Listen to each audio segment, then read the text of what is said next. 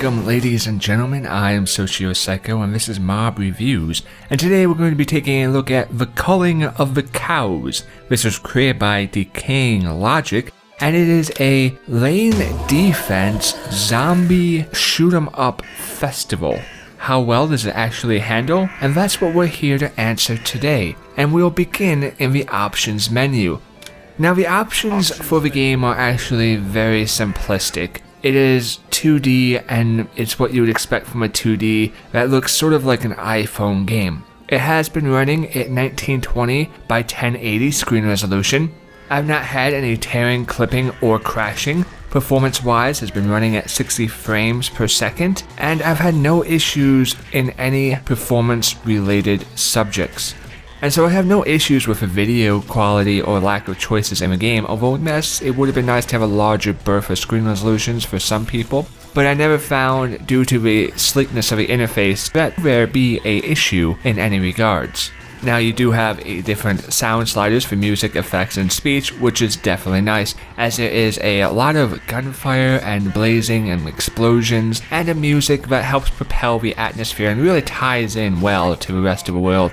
Speech isn't really something that you hear too much, maybe a punchline here and there, whether it's on or off. I never found it annoying regardless. They do also have a choice in between controller or keyboard, but you're not able to rebind your keys. Now this does actually sort of upset me, because I would have really liked to see a rebindable key list, because this is not always optimal for everybody. You're assuming that the keys that you lay out will be the most beneficial for every single person. Now when we jump into the game, there's not much to talk about. It's very simplistic. You have these different levels, and they get harder as you progress through the game. That obviously makes sense. The more you progress through the game, the more challenges that you find, and the different type of enemies you are fighting, as the queue of different types of cows and zombies will increase, proving a continuational challenge as you progress. There are different styles of levels, whether it be a boss or more difficult combinations that you need to face. There's a few variables in the types of maps and the units layouts along with the types of assists. So if you look up at the top left corner, you can see either fuel cans, which will lay a line of fire, or bombs, an airdrop. You also have sort of a shredder, which will block any cows from getting into the barn and losing survivor points. You also have a machine gun, which pops out of a bar, which is very similar to a later end helicopter that will fly over the map and shoot up everything, as well as you have a nuclear bomb strike. So there are variables in what assists you have versus what enemies you face, and always tie together to make a good experience for the player. Now one other area on these different missions, you also have little achievement goals to hunt for. You don't need to do these. They are extra content, which encourages you to go back and perhaps fight through a battle without upgrading any of your weapons, or don't use any of the assists. Don't upgrade any special weapons or any of your item packs. Don't miss any shots. Don't let any enemies into the barn. So if you found the game too easy, you also have these special achievements, which will add that extra layer of difficulty and make it just that much more perhaps frustrating or enjoyable, depending on what you're looking for and how much you actually enjoy the game. Now the interface of the actual game, again, is very simplistic. When you get into the game itself, in the middle of the top screen, you have your survivor points on the left and the remaining cows for that round. As you progress through the game and it gets more difficult, you will have longer rounds. So instead of 2 or 3 rounds, you'll have 5 or 6, and you'll come across even more cows as you progress forward. Earlier on, it may only be 20 per round. Later on, it may be 40, 60. It depends on the map. Now on the lower left corner, you have the different ammo types. You start with a basic shotgun shell, which does a fair damage, but it is lane orientated. And one of the hardships of the game can actually be making sure that you're in the correct lane while you shoot your weapon. Now if you have a good eye for this sort of style of gameplay, then it won't be a huge deal. But as the bodies accumulate on the battlefield, it can get a little harder to tell exactly where the enemies are or what lane they're in. as well as the fact that they do have a tendency to move in between lanes. Now some of the creatures will do this faster than others, but they may start on lane 6 and end on lane 4.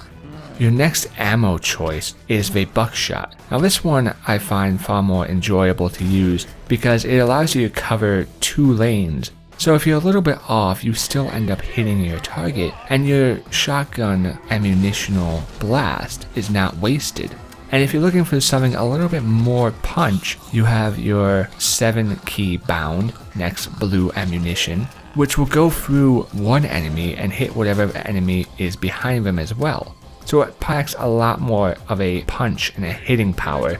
And your final shotgun blast comes down to an explosive shell. I haven't really seen that much of a use for this one because of how much ammunition you do acquire throughout the levels. If you're going to level up your different abilities, it's usually best to just stay with one ammunitional type. Now as we look across, you do have your assists in the middle. E will pop down a supply crate. This could be anything from an automatic reload of all your ammunition. It could be invincibility for a few seconds, so if you run into your enemies, they'll get destroyed. Be unlimited ammo, or a money drop. You're never really sure what you're going to get, but for the most part, they are all pretty useful. Sometimes the supply drop will drop down on the map, and you really have to make the decision of, well, it's pretty far away from me and closer to the enemy, more towards the middle of the map. Do I want to move up that much to actually get it, because that's putting your life in danger? They don't all fall in the middle of the map, but sometimes they do. And the last bit when it comes to the interface is ZXCV, and Z increases the total amount of your ammunition, as you can see on the left side above your ammunition types. Upgrading Z will allow an increase in how much ammunition you can carry. X will increase how many bullets you can reload at once.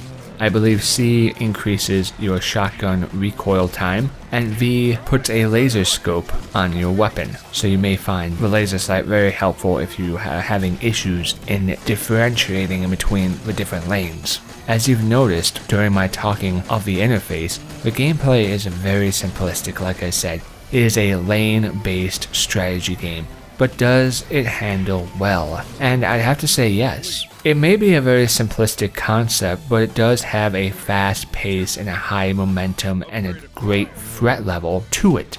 And if this is too easy for you, then there are the achievements to do it without any upgrades of your ammunition or your special abilities, or maybe it's to not use any assists.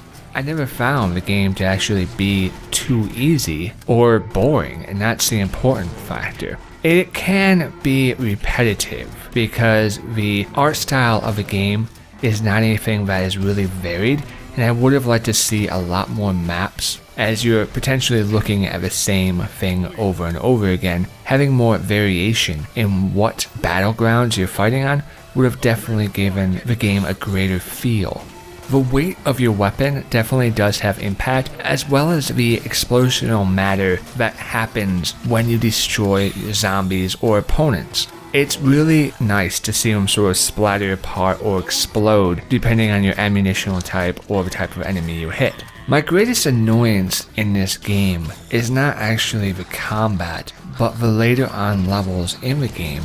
And this might be chalked up to, well, that adds to the difficulty, but for me it added more to the annoyance. As I said earlier, when you progress through the game, you will come across more rounds of enemies, and these enemy numbers will be larger. And what happens is the map continues to fill up with corpses upon corpses, and while a few enemies maybe will sneak a little bit closer before you see them, the real issue is just making sure that you're in the correct lane, as it's harder to view whether you're in front of them before shooting. It would have been nice if either the explosion round or the explosions of the assists or even the cows that blow up would actually blow up bodies on the ground, sort of as a cleaner as well. So at the end of the day, how well does the game actually handle? And I found it to handle just fine. I had no issues, as I said, with performance.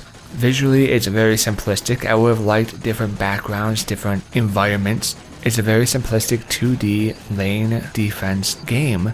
And the combat and difficulty comes in from the variation of enemies you face tied to how difficult you want to play and your own personal choice. What do you upgrade? What do you not upgrade? Do you use any special powers or do you not?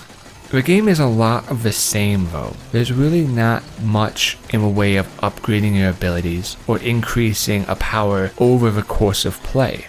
It would have been nice if it had the choice to reposition the assists that you have. Now, different maps have different assists, and I get this for the difficulty purpose, and it would have been rebalanced if they allowed sort of a level up assist taken to battle what you want. But it would have been nice at the very least to be able to choose which number for which assist. It does get a little repetitive the further in you go because it is much of the same.